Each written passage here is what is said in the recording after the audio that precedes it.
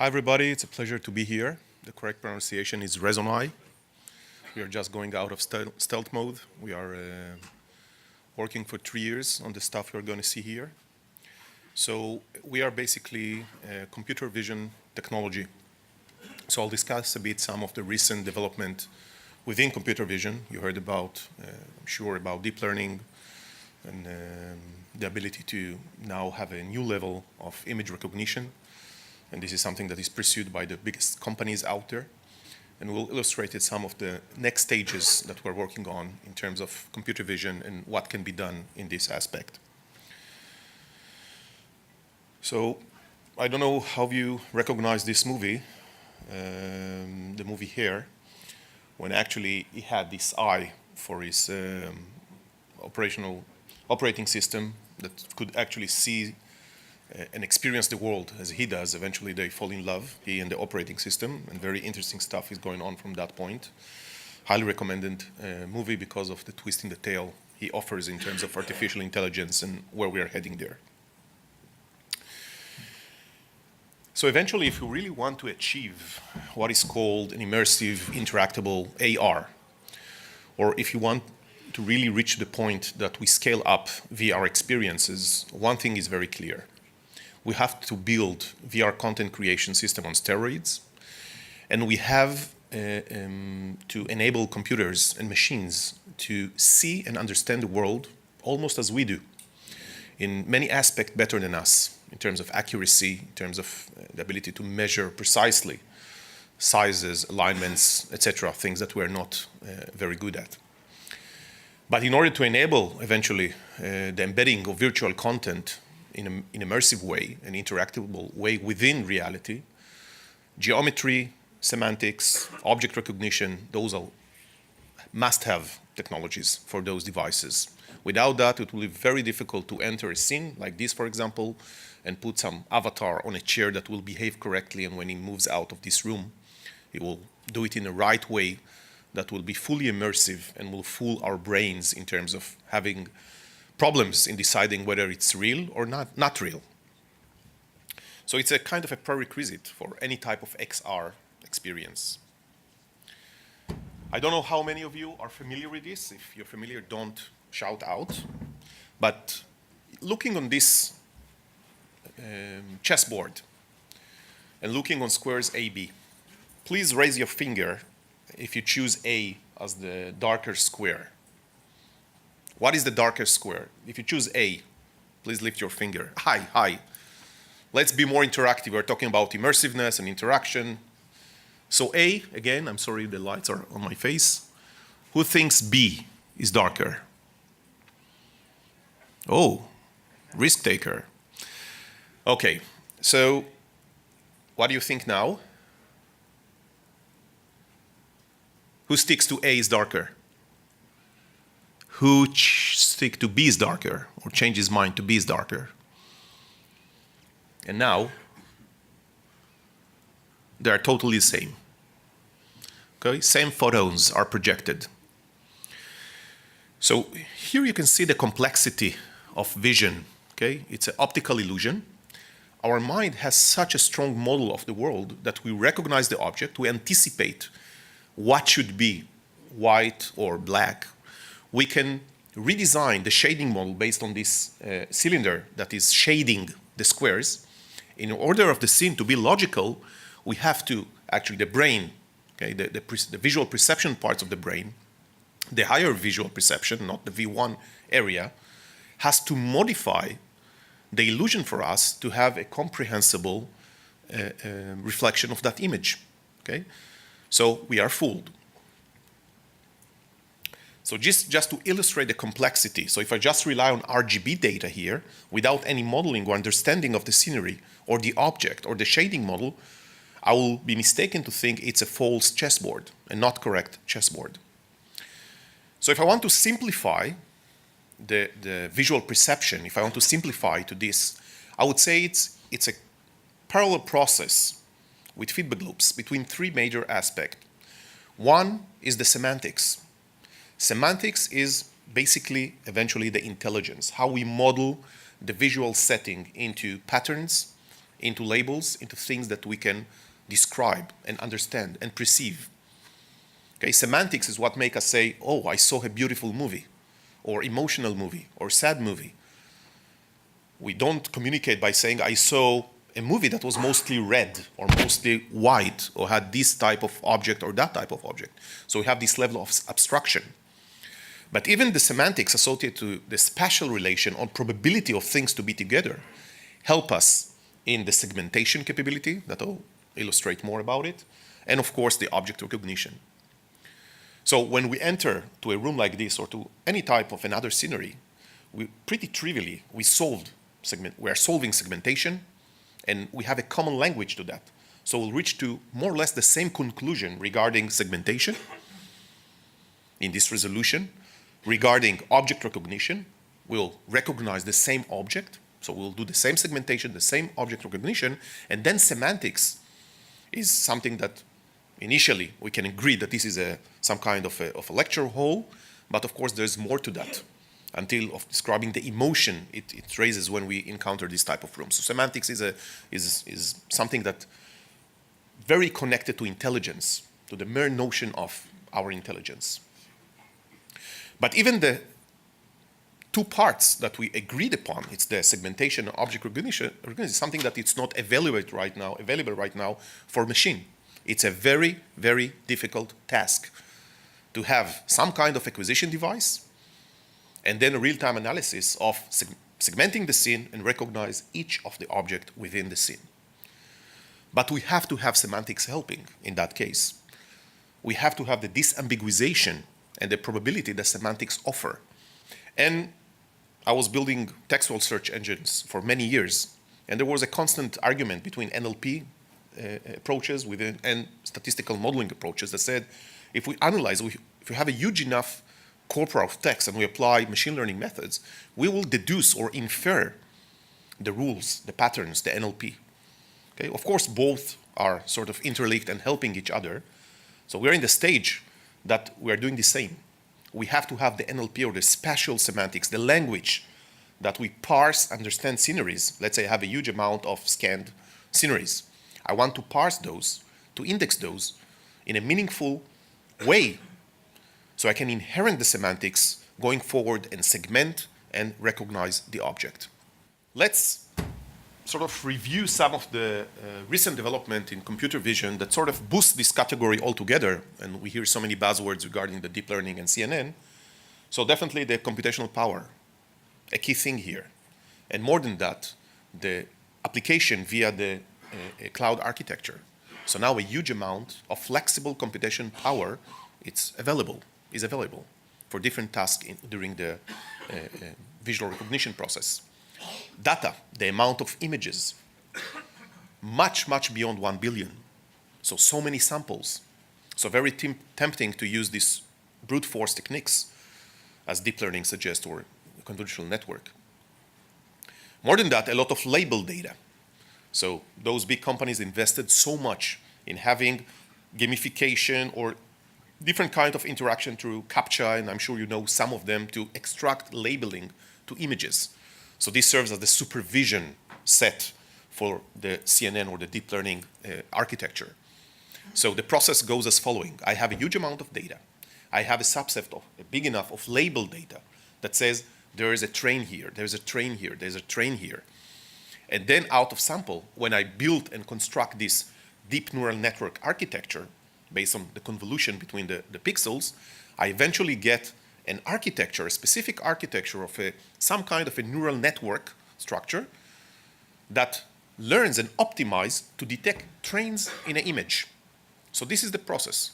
A huge amount of data, a huge amount of label data, and training, validation, of course, and then you have a specialized neural network, a structure to recognize train out of images. So there's a lot of prerequisite to apply those methods. So what happened when we have a new type of data, a new type of acquisition mode, and we still don't have this huge amount of data, so we can have brute force techniques. And this is exactly where we are in terms of 3D sceneries and 3D detection.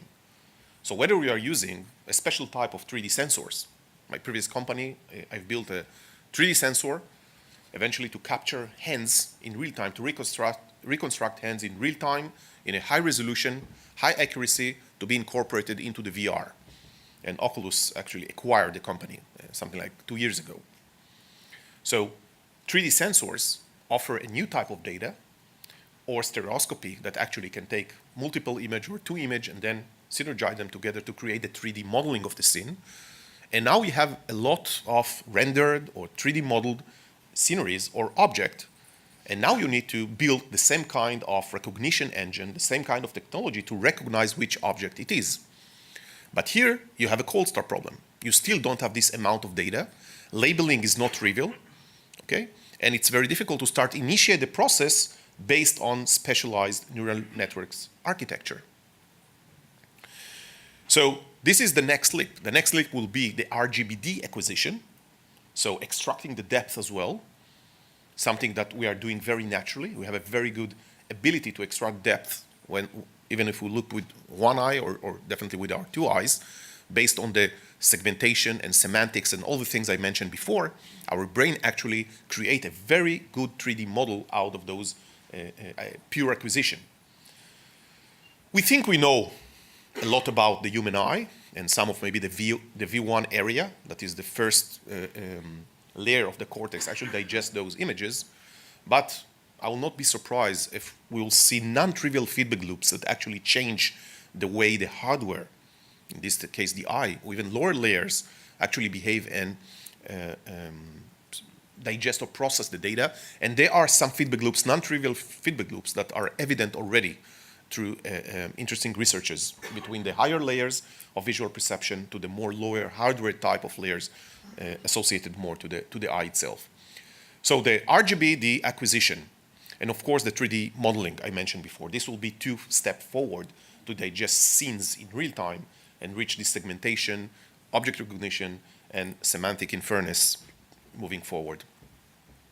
So I want to present to you a new type of paradigm that is based on those leaps, on those different type of acquisition mode and modeling. So what you see here basically is a search engine. So this search engine can work on type of different query modes, whether it's a CAD file, whether it's a scanned object with all the limitation of scan. Some of them were mentioned in the previous talk. You can start by texting, but the beauty here, it doesn't incorporate any type of necessity to maintain semantics or labeling by humans in order to have the matching object to that query. So you see in the left hand, the yellow is the query, and you get the result set from a very diverse data set that you see in the right side that contains 10 of thousands of different types. But once I query for this specific object that has a very complex topology, it still retrieves in a very accurate way the most relevant result for that. Another example is more industrial type of data, and there is no tuned in algorithm. It's the same algorithm that I will describe a bit later. So it's industrial type of data. In the left side, you see the query. It's a steering wheel. We didn't coordinate the talk before and myself. It's a steering wheel. The first thing we do an inner segmentation, inner cutting of the CAD model. So in this case, when you have all the information evident, it's pretty straightforward. But you see later when you have more animated type of data, more natural type of data, or even scanned data with all the holes and diffusion and all the noise models associated, the inner cutting is something very complex. So now I can search by parts, and I have a good representation, semantical representation of the object itself. So this is the matching search result for that, and you see that it doesn't cling to a specific orientation or translation or scale. So it's in the ability to map, to model this object is invariant of its scale, its rotation or translation, orientation or translation. So it's a very powerful tool that if you have a huge amount of repository of object like we have in our brains, a recall, a representation of so many 3D objects, you encounter one, this is the query, you can match instantly this object to your repository and identify and inherit the semantics associated with. So just to convince you, this is a live, not only a nice examples. This is now the live search engine. So the query you see out there is the plane. You see the inner cutting. In this case, maybe there's some misjudge regarding the right wing that was split into two. And you see the beauty and the difference between shape-based search and semantic or text-based search. You see here that, of course, it retrieved the first planes, but suddenly a dragon appears as a result. And we can understand why. In terms of shape-based and the geometrical setting is pretty similar. So after we digested all the airplanes or the aircraft for themselves, we get something that has the same kind of geometry or topology associated to that. And the shape-based engine actually captured this all together. So I can show you many other type of example. We will not go deeper into that because I want to move forward. One of the things you will see that without designing it deliberately, it capturing the symmetry, it capturing the invariance to posture or to skeleton. Because, for example, if I scan a person, whether you do this or that or different type of posture, is the same person for several applications. And we want to associate those together. So we want to find metrics or relevancy metric that is invariant to skeleton or to degrees of freedom of the skeleton. And this is inferred automatically through the embedding of the object in this vector space. So what basically we do, we model this object on a very abstract mathematical realm that contains something like 100,000 features. So eventually it's a huge vector space that the object, without, again, invariant to its rotation, scale, translation, and some noise modeling, is embedded to the same point in space. So now if you show the same object rotated to the camera, to the sensor, it will automatically detect this object as one, let alone the orientation of it. So this is the first basic thing. Upon that, you can apply simple metrics like L2, or we are playing with different metrics that we learn through learning, procedure. So we can define and optimize the metrics, depends on the different types of shapes, whether they are organic or non-organic, and find a better suitable metrics to optimize the relevancy or the kernel between those objects. So the mapping thing is a very important because it gives the, let's say, the semantic realm where you can now start break up the geometrical and topological features into something that is standardized, something like a language, a spatial language.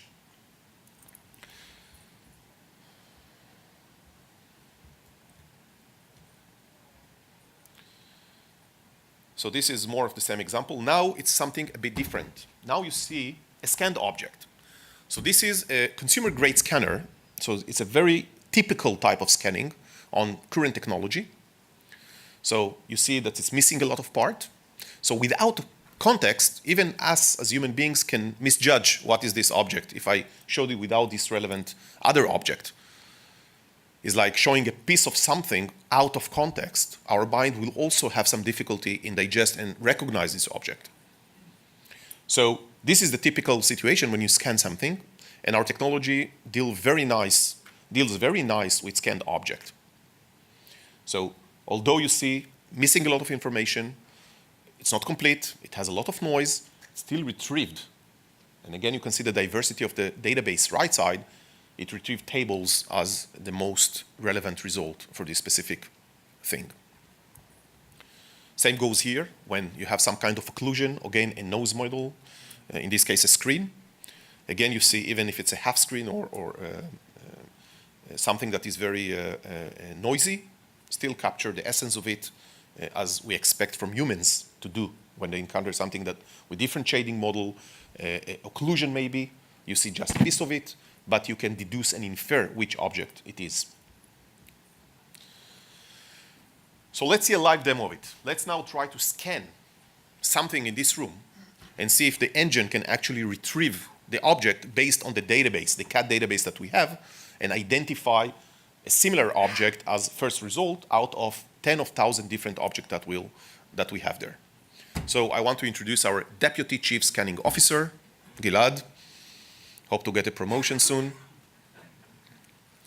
So as said before, we are using a consumer-grade sensor. In this case, it's the occipital SDK based on PrimeSense technology that was acquired by Apple several years ago. So this is a structured light-based technology that eventually generate a point cloud. They are doing a pretty good job in rendering it into a model. So what Gilad basically did just now, it didn't scan the chair. It just took a picture. It just took a single shot, a 3D shot, RGBD shot of the chair. So what we are now hoping that will happen is that once we search against our database, we'll find chairs and not something else based on that image that was taken.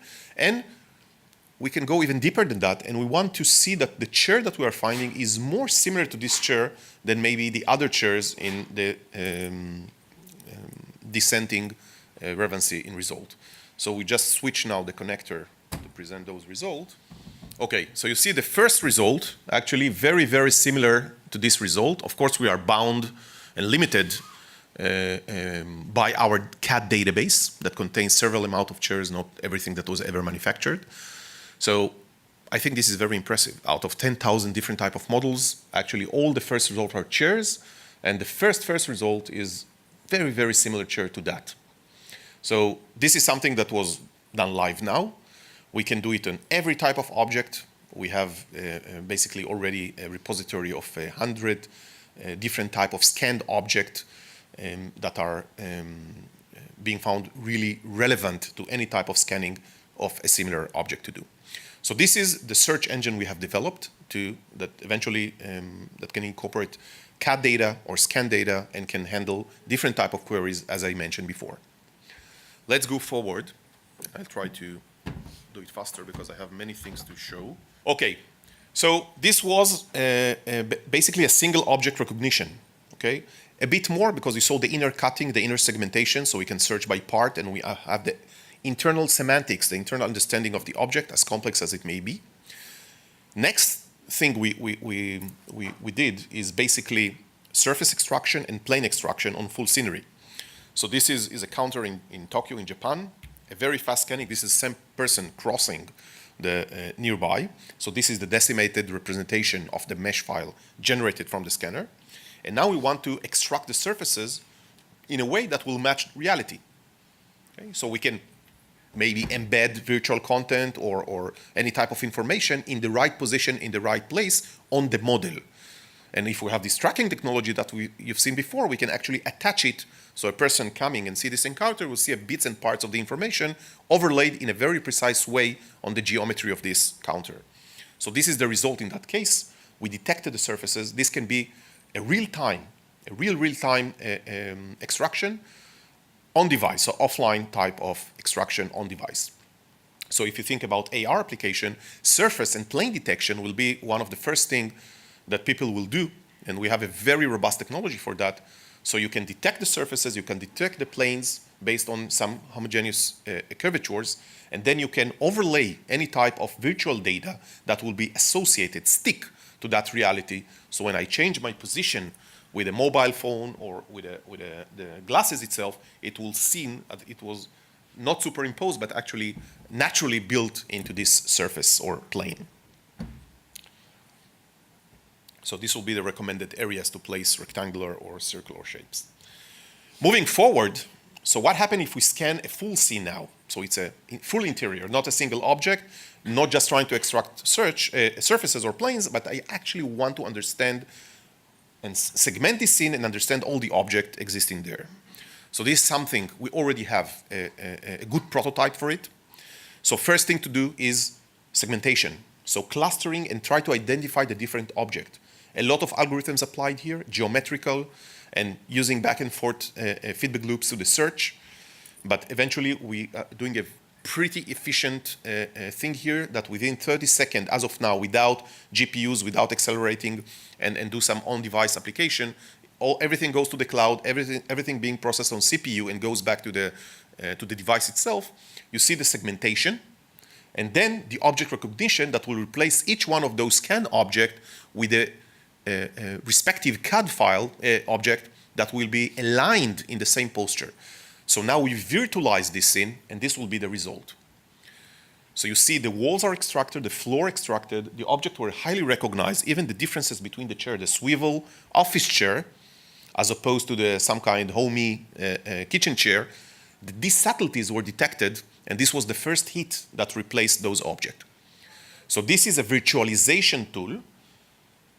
Once you have enough data, you can use it as a content creation platform for VR, because now those are smart assets. If they are smart and they have the associated script of their behavior, you can enter and consume this content in VR immediately and behave and interact with the object because they are full object. They are full CAD object. So we translate the real scenery, we convert it into CAD, and it inherits its script or the physics engine associated to that. One of the major partnerships we're doing now is exactly this. Is a VR content creation platform that will enable this kind of conversion. This is another scene, more complex, clustering and virtualization. You see there's some mismatch because the sizes of the CAD object is not exactly, and we didn't parameterize them to sort of fit the scan. It's something we can do, and we will do eventually, to merge scan data and to extract CAD file, not be based on the CAD file, but actually merge those scans, different scans, and create new type of very fine piece of content just from scanning. And once you will see UGC progressing, and we'll have these 3D scanners embedded in mobile phone for everybody, mass distribution, then a huge amount of scans of sceneries, of single object, etc., will be uploaded, and we can do all this manipulation to extract new type of object through those scans. I want to show you some of the relevant application that we are developing. Information. Every scene holds so much information. Shapes, structures, context. What happens when not only humans, but also machines understand what they see? The Resonai Dollhouse app instantly transformed the real world into 3D VR content, enabling the most user-friendly content creation platform imaginable. It brings absolute digital freedom, allowing us to seamlessly navigate between the physical and the digital worlds until they eventually converge. You start by simply scanning your surroundings with a smart device, such as your mobile phone or tablet, and you get an instant 3D virtualization of the scene by identifying the objects in the scene and replacing them with matching 3D assets. We create a virtual scene that is a mirror of the physical setting. Now you can move, remove, replace, and add content to construct the exact experience you desire. The virtualized objects maintain not only their original shape and appearance, but also their functionality.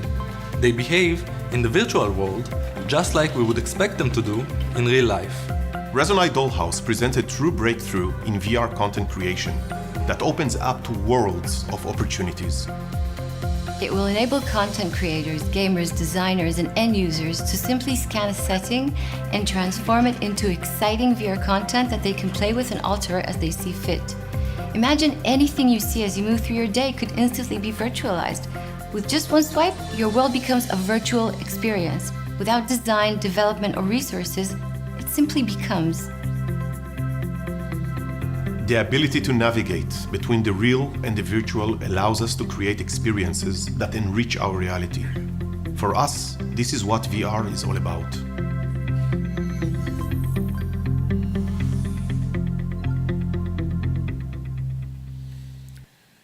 So this is an illustration of some of the application that can inherent from this type of technology. Now I want to, for 2 minutes, to jump to something completely different and to talk not about what is going to happen in the next 5 years, but maybe illustrate some kind of a vision regarding what is AR all about. What is this technology that we're all gathered upon here together? What we are doing eventually, except from application and short-term type of technologies and things that everybody will benefit from. So we're talking about XR, VR, MR, XR.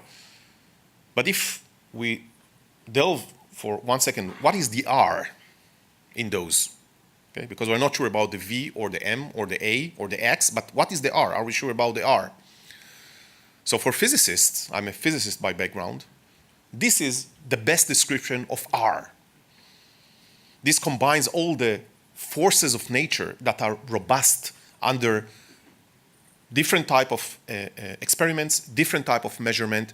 This is what stands still. Okay, so this is R. And what is this R? Is nothing but potential, fields. This is R. So what we're actually living in is an abstract mathematical potential. So what is actually transforming this into concrete reality is the brain. So our brain basically transformed these potential fields, this abstract, non-real entity, because what you see here basically is the amplitude that decide what are the probability of a state to be measured as a different state. So the brain actually get hit by this flux of information, resonate with this information through our sense doors, this is at least how we perceive this, and create this conscious experience, this vivid conscious experience of what we call reality. And there is the semantic reality we all agreed on because we developed language to describe. But when you go deeper, there's our emotional reality, our thought process reality that is less communicable, more difficult to communicate, less quantified. It's not on the physics realm, it's something else, but still very real.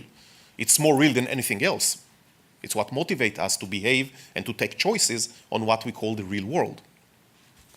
So we are basically an amazing VR gear. This is what we are. We convert a potential into something tangible that we can communicate and interact with. So this brain is the main focus of research, to understand how this reality is being projected and being perceived into a conscious, vivid experience. And actually, the brain is not a single entity. At least two very distinct entities. The left hemisphere, very linear, responsible for our semantics and language, thinks in language. The separation of time-space continuum, the separation of I from the world is not real, is projection of the left hemisphere.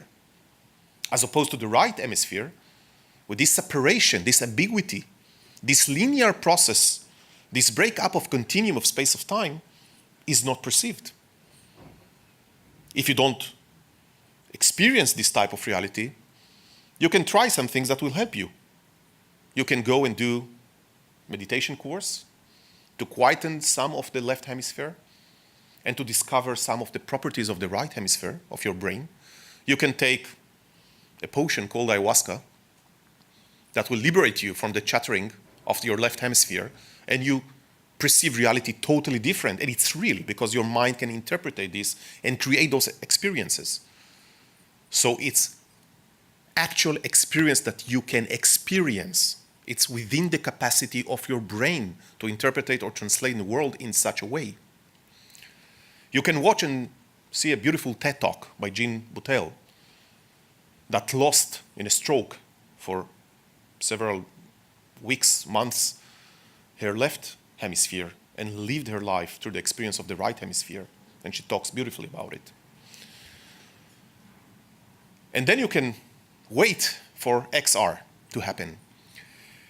Because XR is not just embedding virtual experiences into reality. It's actually having different type of stimuli into the brain.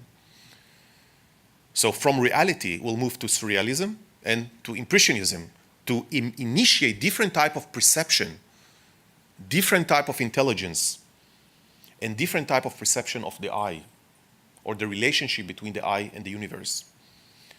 So we can bring into life those inner realities that are not well communicated because they have to go through some real aspect that reality designed for us.